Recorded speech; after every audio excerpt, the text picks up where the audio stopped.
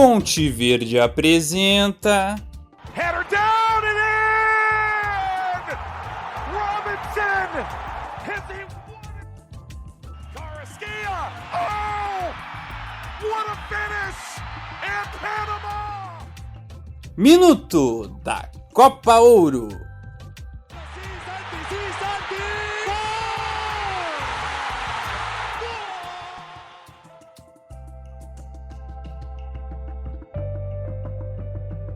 O quarto dia da Copa Ouro de 2025 teve o primeiro 0-0, consequentemente o primeiro empate sem gols e a maior goleada da competição até o momento, no único jogo disputado fora dos Estados Unidos. Você está no Minuto da Copa Ouro, o projeto do Conte Verde que acompanha diariamente o que acontece na principal competição de seleções da parte norte e central do continente americano. Eu sou Taina Mello e vou resumir o que foi esse dia de jogos nos Estados Unidos e no Canadá. Mas antes, você segue as nossas redes sociais no Conte Verde, no Twitter, no Instagram, no Threads, no TikTok. Você curte, comenta, compartilha, espalha o nosso trabalho e também escuta todo o nosso material no Spotify e também pode ajudar por meio do nosso financiamento no apoia.se/Conte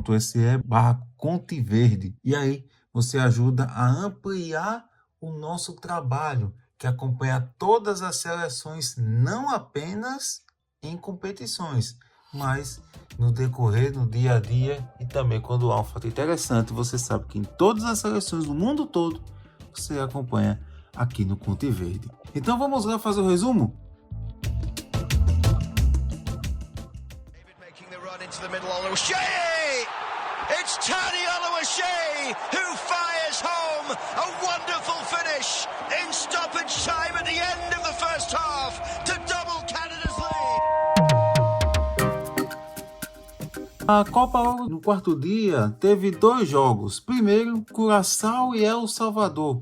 O jogo aconteceu no PayPal Park em San José, na Califórnia, e marcou a estreia das duas seleções e os primeiros jogos do Grupo B. Mas foi um jogo em que foi bem devagar. Não era aquilo que esperava. Foi uma partida em que cada seleção teve o seu momento, mas ainda assim não dá para dizer que foi um tempo para cada. Como assim? No primeiro tempo, El Salvador trabalhou mais a bola no campo de ataque. Teve algumas chances, mas não foram aquelas chances, aquelas oportunidades de arrancar aquele grito, aquela vibração da torcida, que era logicamente maioria e que dentro do público que compareceu ao estádio fez bom número, uma boa presença dos torcedores salvadorenhos. No segundo tempo, Curaçao passou a jogar melhor, principalmente por ter jogadores referência da seleção de Curaçao passaram a tentar dar o protagonismo ao jogo e teve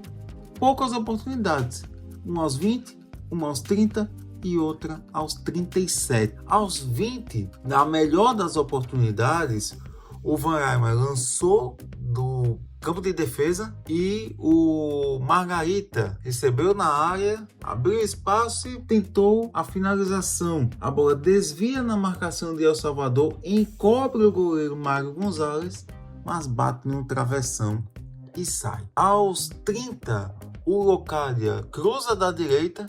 O Livano Comenense chega na cara do gol, mas é dividido.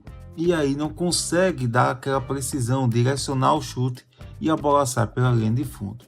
Depois, o Comenense perdeu outra finalização. Então foi um jogo em que pode ser apontado como o de menos movimentação. Não apenas por ter sido o primeiro empate da competição e por ter sido esse empate 0-0, mas em jogo de seleções que poderiam também ser apontadas como do nível semelhante, como foi, por exemplo, a Haiti e a Arábia Saudita, em que basicamente o Haiti foi dominante o jogo todo, mas perdeu. Havia uma movimentação das duas equipes, havia um contexto que deixava o jogo mais interessante, principalmente essa busca haitiana em conseguir reverter a vantagem, o que não aconteceu porque os sauditas ganharam. Mas aí deixou a desejar, talvez até o momento, esse tenha sido o jogo que não tenha movimentado tanto, não tenha sido tão atrativo para a competição nesses primeiros dias de Copa Ouro. E vale destacar que nesse jogo entre Curaçao e El Salvador, toda a equipe de arbitragem foi feminina, liderada pela Kátia Garcia, do México. Então teve esse registro bem interessante na competição. Mas se no primeiro jogo do dia a bola não entrou no gol, em compensação no jogo que encerrou esse dia de Copa Ouro, teve gol à beça. No único jogo em toda a competição disputado fora do território dos Estados Unidos, o Canadá fez valer o mando de campo e se consolidou como uma das principais forças a buscar o título, por meio da goleada por 6-0 diante de Honduras. O jogo foi disputado no BC Place, em Vancouver, no Canadá, em que o estádio não teve toda a capacidade disponível, apenas o anel inferior, e ainda assim tem alguns espaços, não era um jogo que rendeu tanto público como esperado. Mas quem esteve no estádio viu um ótimo jogo, principalmente pelo fato do Canadá buscar o gol desde o primeiro minuto. E quando falo desde o primeiro minuto, não é força de expressão, é porque logo no primeiro minuto, quase o Canadá abre o placar. O Chouanier cobrou falta da esquerda, o Vatman chegou livre na cara do gol e desviou, mas o goleiro de Honduras, o Menriva, evitou o gol com a defesa com a perna direita. E Honduras não conseguia trabalhar a bola no campo de ataque. No pouco mais do primeiro tempo, que teve de 35% de posse de bola, a seleção de Honduras pouco apresentou. A única finalização em todo o primeiro tempo foi numa falta cobrada de Alex Silveira na intermediária, mas ele mandou longe do gol. E com o tempo, a seleção canadense trocava passes, mas encontrava dificuldades em finalizar, até que veio o gol nos espaços que pouco tinham encontrado, mas que soube explorar bem quando teve a oportunidade. A tônica do Canadá desse jogo foi, tendo a oportunidade, estando na cara do gol, arremata e consegue construir não apenas uma vitória, mas uma goleada muito interessante. O primeiro gol veio aos 26 minutos. O Zico recebeu na intermediária, tabelou com o Jonathan David e recebeu na cara do gol. Aí foi só finalizar na saída do goleiro para abrir o placar. Esse gol facilitou o domínio do Canadá em campo. Para se ter ideia, no primeiro tempo foram 10 finalizações do Canadá contra apenas uma de Honduras. Mas a diferença é que o Canadá teve 3 finalizações no gol. Uma foi a cobrança de falta no primeiro minuto, a segunda, o gol aos 26, o gol do Sigo, e aos 46, a terceira finalização no alvo, que foi o gol, o segundo gol canadense. Em uma boa troca de passes, o Canadá muito mais solto no campo de ataque já nessa etapa da partida.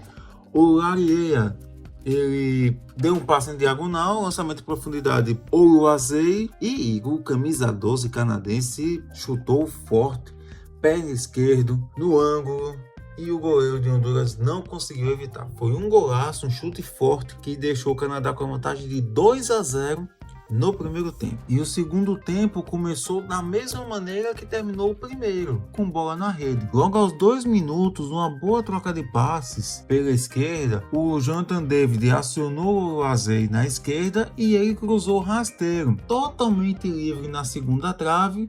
O Buchanan teve apenas o trabalho de empurrar para o gol e marcar o terceiro do Canadá. Logo depois, a seleção de Honduras teve a melhor chance. Foram 4, na verdade. Foram chances praticamente em jogadas seguidas ao mesmo tempo. O Lozano, centroavante, ele recebeu livre na cara do gol, mas foi atrapalhado na hora de finalizar. E o goleiro do Canadá conseguiu fazer a defesa, o Sinclair. No rebote, o Kyoto teve 2 oportunidades seguidas. As 2 foram travadas pela defesa do Canadá, sem goleiro, mas aí o zagueiro conseguiu bloquear as finalizações. Ficou um tempo parado até o jogo depois por achar que a defesa do Canadá poderia ter cometido pênalti, mas não foi o que aconteceu. E logo depois o Kyoto teve outra oportunidade, só que também não conseguiu. O resultado foi que a vitória, que já estava fácil do Canadá, construída, foi solidificada e se converteu em uma goleada por meio das substituições, em que os jogadores mantiveram a equipe ligada, intensa, e do outro lado, Honduras, que já tinha suas limitações, ficou ainda mais em baixa com as mudanças e com o desgaste físico dos atletas. Tanto que muitos dos gols foram por meio de erros defensivos uma vez que deixava os jogadores do Canadá totalmente na condição de fazer mais gols. E foi o que aconteceu aos 19 minutos. Em cobrança de escanteio, o Laryea cobrou o escanteio da esquerda, o Oloazei, que foi muito ativo enquanto esteve em campo, escorou de cabeça e o Buchanan se antecipou ao goleiro Menriva para marcar o 4º gol. A vitória do Canadá já era convertida em goleada a partir dos 19 minutos. E aos 29 veio o 5º gol. O Ali Ahmed cruzou da esquerda, um passe, uma jogada precisa, bem interessante. E o Promise David, que tinha entrado há 3 minutos, dominou, tirou do zagueiro e deslocou o goleiro. A bola ainda bateu na trave e entrou. Jogo controlado, 5-0, mas aí na reta final o Canadá fez o 6º gol. O zagueiro da seleção de Honduras, o Luiz Vega, ele foi tentar dar o passe e errou. E o Nathan Saliba, ele recebeu livre, com o campo todo aberto na cara do gol. E aí chutou alto, estufou as redes e fechou o placar em 6-0, a maior goleada até o momento da Copa Ouro de 2025. E dessa forma, a primeira rodada da Copa Ouro foi encerrada. No grupo B, o Canadá lidera com 3 pontos, Curaçao e El Salvador dividem a segunda posição com 1 ponto, enquanto Honduras fica na última colocação do grupo B com nenhum ponto. Os próximos jogos serão disputados, os jogos do grupo B, no sábado, dia 21, no Shell Energy Stadium, em Houston, no Texas. Às 8 horas, jogos no horário de Brasília. Às 8 horas, o Curaçao enfrenta o Canadá e às 11 horas, Honduras e El Salvador medem forças em um jogo em que pode, caso o Canadá vença a seleção de Curaçao, o Canadá pode confirmar a classificação à próxima fase. E com a primeira rodada encerrada, agora a segunda rodada tem andamento e as primeiras seleções já podem se classificar a partir desta quarta-feira, dia 18. A segunda rodada será iniciada com 2 jogos, ambos válidos pelo grupo A. Também pelo horário de Brasília, às 8 horas, a Costa Rica enfrenta a República Dominicana. E às 11, o Suriname recebe o México. Os 2 jogos serão disputados no AT&T Stadium, no Texas. E para relembrar a classificação do grupo A, a Costa Rica e o México lideram com 3 pontos. Suriname e República Dominicana não tem nenhum ponto ainda. Ou seja, Costa Rica e o México, se ganharem, avançam. Mas, como a gente viu, foram jogos muito equilibrados e que podem acontecer outros resultados além da vitória de Costa Rica e México, que em tese são apontados como favoritos para se classificar nesse grupo. Mas a gente viu que Suriname e República Dominicana venderam caro seus tropeços na rodada inicial. E dessa forma fechamos mais uma edição do Minuto da Copa Ouro com as informações do 4º dia da competição. E reforço o pedido para que vocês acompanhem o trabalho do Conte Verde nas redes sociais, no Twitter, no Instagram, no Threads e no TikTok. Também sigam a gente no Spotify e também, caso possa, ajude no nosso financiamento coletivo no apoia.se/Conte Verde. Você pode curtir, pode comentar, pode compartilhar, pode fazer com que o nosso trabalho fique ainda mais espalhado, ampliado, porque você sabe que no Conte Verde o caminho da Copa do Mundo e da Copa Ouro passa por aqui.